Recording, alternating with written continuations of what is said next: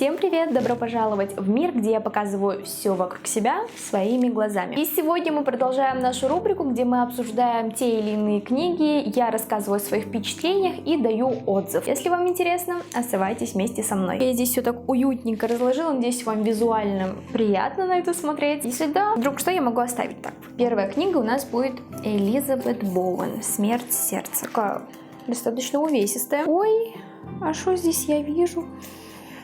Смотрите, я нашла цветок. Вот такой вот цветок. У нас она в красной книге, поэтому я ее сохранила. Пишите в комментариях, надеюсь, вы угадаете, что это за растение. Растет у нас в прорастании. Эту книгу я не покупала, мне его подарили, и за что огромное-огромное спасибо этому человеку. Главная героиня в этой книге, 16-летняя Порция, является результатом случайного романа отца. И когда умирает ее мама от рака, она вынуждена переехать к своему сводному брату. А у этого брата есть жена Анна. И вот она рассказывает, как ей живется, то, что все вокруг это одна сплошная игра. Красивая обложка раскрывает тему того, что люди на самом деле не такие, какими кажутся. И что я могу сказать?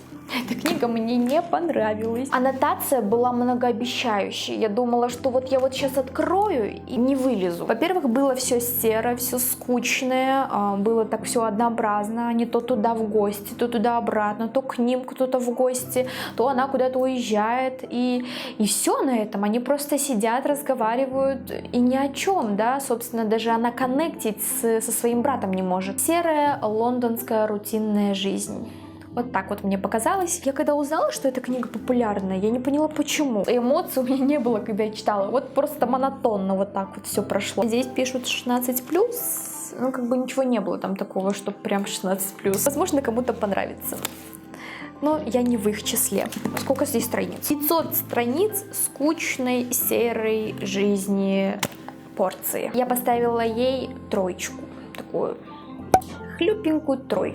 Следующая книга «Мемуары гейш» Артур Голден. Эта книга меня очень порадовала, я просто рада, что у меня она есть. Перед нами интереснейшая история девочки Саюри из обычной бедной крестьянской семьи, ставшая королевой гейш Киото. Что такое гейша? Главной задачей гейш было развлекать своих клиентов. Это не то, о чем вы подумали. Раньше в древней Японии это считалось престижной профессией, многооплачиваемая такая работа. Это вот как наши певцы, которые, ну, по сути, развлекают своих зрителей, они доставляют удовольствие своим голосом, а они доставляли удовольствие своим танцами, да, какими-то чайными ритуалами. Вступать в связь с клиентом это было запрещено. История вражды, соперничества, как из самой обыкновенной девочки, как она из нищеты пробилась в свет, через какие жизненные трудности ей пришлось пройти, чтобы иметь то, что она имеет. Очень красивая история, даже в какой-то степени вдохновляющая. Здесь есть, конечно, любовная линия, но она, по мне, она играет второстепенную роль. По меркам моих прочитанных книг, я ее прочитала очень быстро и, скажу я вам, с большим интересом. Мне пришел по вкусу сам язык написанной книги. Мне порадовало описание деталей,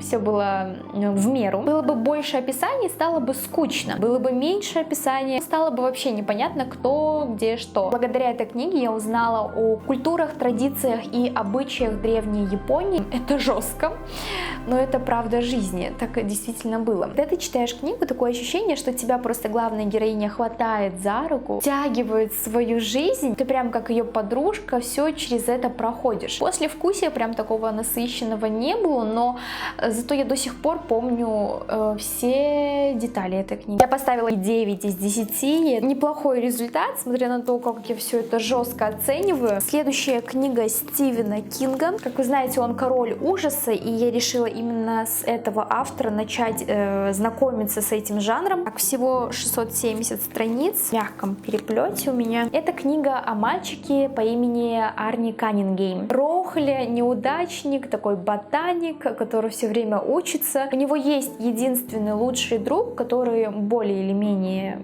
популярен в школе. Как-то он едет с другом домой и видит по дороге старую такую машину, красного цвета Плимут. Вот вы, пожалуйста, никому не продавайте его, эта машина будет моя, я вам завтра же принесу деньги, я вам вот с карточки возьму его и сразу же вот его куплю. И становится как наркоман зависим от этой машины, он в нее влюбляется, меняется все вокруг, он меняет отношения со всеми и меняется сам. Так получилось, что я ее покупала в торопях и прочитала так, что подумала, что это речь о девушке, ища Диада, да, которая захватила там какого-то парня, но нет, это о машине. Я вылью вам все, что думаю о этой книге. Во-первых, понравился юмор. Эта книга пробьет до дрожи прям тех, у кого есть амаксофобия.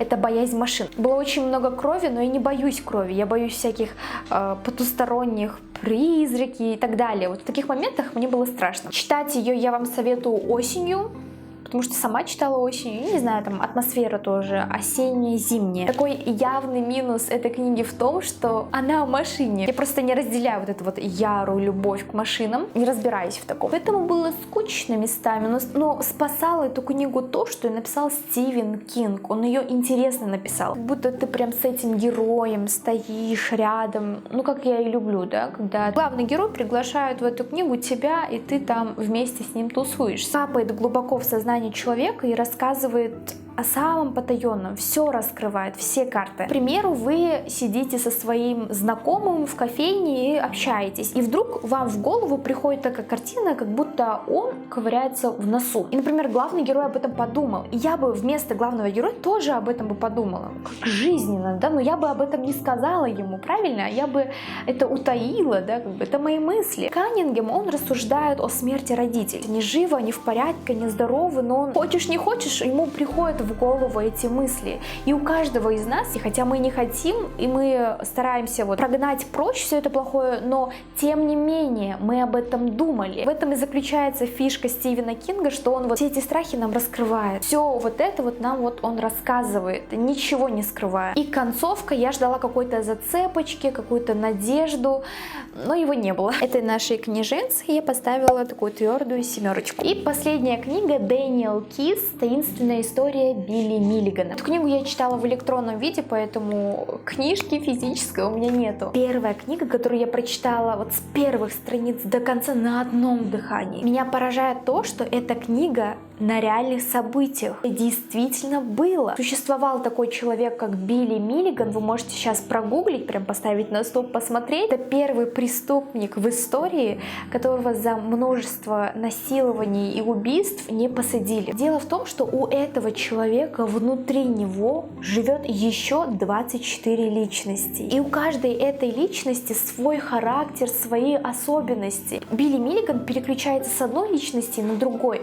Когда другая личность появляется, все его болезни, привычки, его таланты сразу меняются. Например, маленький ребенок, он болеет, например, ветрянкой, у него появится ветрянка. Или взрослый мужчина, у него есть грыжа, у него появится эта грыжа. А когда личность меняется, грыжа пропадает. Уникально. Все эти личности уникальны. Один умеет хорошо рисовать, другой хорошо танцует, другой ненавидит курить, у него аллергия, а другой курит. Ё-моё, 24 личности. Там и девушки, и дети, и мужчины, и какие-то бандиты. Просто вот в голове не укладывается. Частично будет полезно юристам, что там очень много таких терминологий юридических. Я, конечно, не юрист, но мне было интересно побывать в голове у человека, у которого размножение личностей. Как размышляет человек, у которого внутри сидят еще 24 еще других людей. Благодаря этой книге я поняла, что как же важно иметь вот этот баланс разума и тела. Например, вы ленитесь, кто управляет вашим разумом? Почему это не вы?